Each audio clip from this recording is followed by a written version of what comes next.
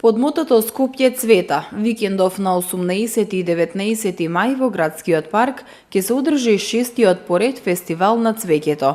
Цветниот фестивал е во организација на јавното предпријатие Паркови и зеленило, а ќе започне во 11 часот и 30 минути, откако ќе тргне цветното дефиле со деца од градинките и основните училишта пред паркингот на бараките на град Скопје.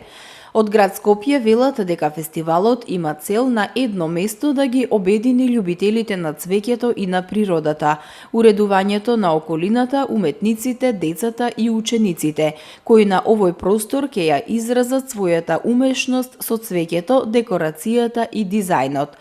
Во текот на двата фестивалски дена пред граѓаните ќе се промовира одгледувањето цвеќе, а најмладите ќе имаат можност да се вклучат во работилници, да ја покажат својата креативност и да научат нешто повеќе за цвеќињата и за заштитата на животната средина.